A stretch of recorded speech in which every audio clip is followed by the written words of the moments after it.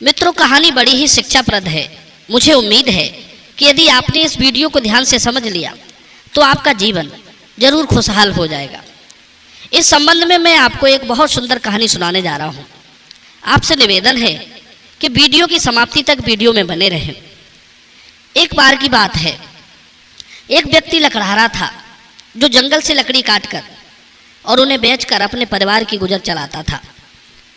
एक दिन जब वो लकड़ी काटने जंगल में गया तो उसने देखा कि एक लंगड़ी लोमड़ी झाड़ियों के बीच बैठी है, जो चलने फिरने में बिल्कुल असमर्थ थी। उस अपाहिज असमर्थ लोमड़ी को देखकर लकड़हारा सोचने लगा कि यह किस प्रकार अपना भोजन एकत्रित करती होगी, क्योंकि अपाहिज होने के कारण यह अपना शिकार भी नहीं कर पाती होगी। फिर यह अपना भोजन कैसे जुटाती होगी।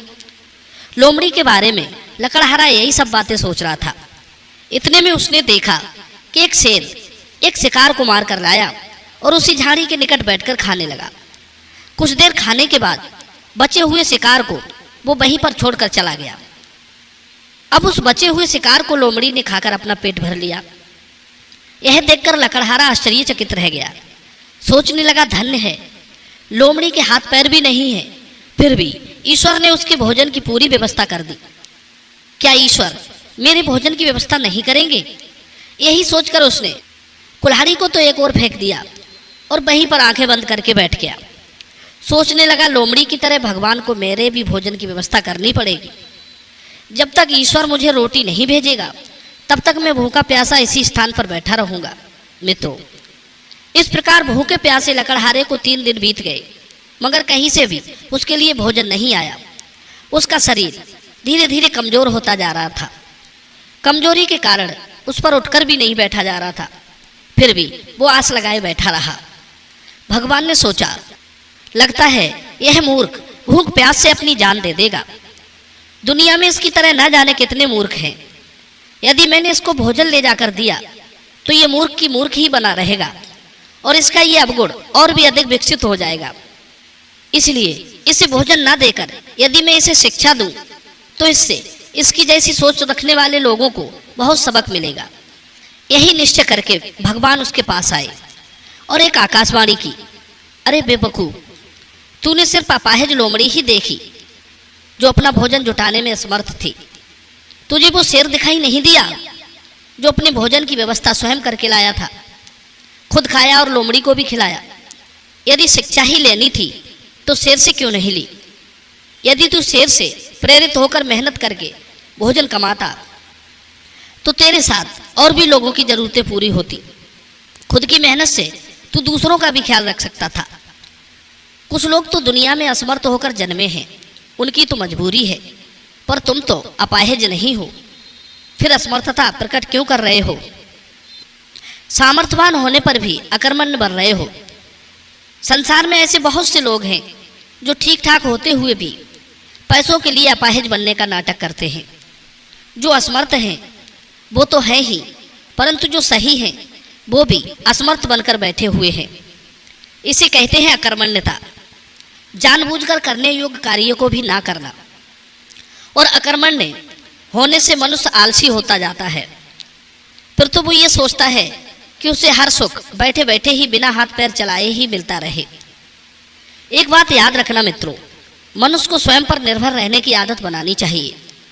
जो व्यक्ति अपने परिश्रम, अपनी शक्ति और अपने कर्म पर विश्वास करके आगे बढ़ता है, उसकी शक्ति और आत्मविश्वास दुगना हो जाता है। दूसरों पर आश्रित होना बैसाखी जैसा होता है। आपको विधाता ने शक्ति संपन्न बनाकर भेजा है। आप तो अपने स्वयं के पैरों पर चलकर जा सकते हो, फिर बैसाखी का सहारा क्यों चाहते हो? जो लोग जीवन भर मानसिक बैसाखियों के सहारे चलते हैं वे कभी उन्नति के पथ पर ज्यादा दूर तक नहीं जा पाते। बुद्धिमान और शक्तिशाली लोग कभी दूसरे के सहारे नहीं चलते। जिन लोगों के अंदर कमजोर और अकर्मण्य विचार भरे होते हैं, जो अपनी असमर्थता प्रकट करके दूसरे के सहारे चलने की सोच रखते हैं, वे कभी सफलता प्राप्त नहीं कर पाते। विद्वान लोग कहते हैं, ऐसी सोच वाले लोगों की एक ही गति है और वो है पतन। उसकी कमजोर विचार शक्ति, स्वयं को असमर्थ और हीन दिखलाना ही सबसे बड़ी शत्रु है।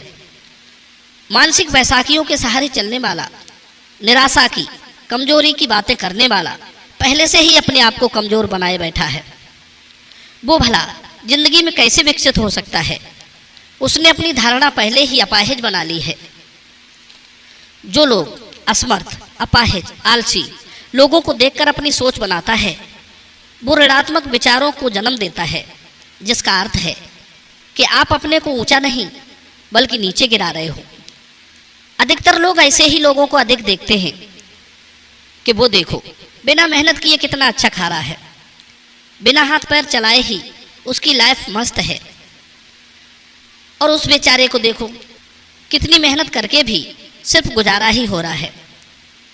हे भगवान, हमें भी कुछ ऐसा करना चाहिए जो बैठे बैठे ही मिलता रहे। मित्रों, जिसने अपनी सोच ही निकम्मी बना ली वो तो वैसे भी घट जाएगा। वो क्या क्या कर सकता था, कितनी उपलब्धियों को प्राप्त कर सकता था, कितनी ऊंचाइयों तक पहुंच सकता था, उन सबको उसने ऋणात्मक विचार बनाकर नष्ट कर दिया। उसकी प्रतिभा, उसकी योग्यता, उसकी कौशलता, उसकी सामर्थ्यता सब पर पानी डाल दिया। हमने देखा है कि ज़्यादातर लोग इसी बात का रोना रोते हैं कि मैं बहुत कमज़ोर हूँ, मैं कुछ नहीं कर पाऊँगा, अब क्या होगा, कोई सहारा नहीं है, कैसे जीवन की नाव पार होगी, काश कोई सहारा दे दे।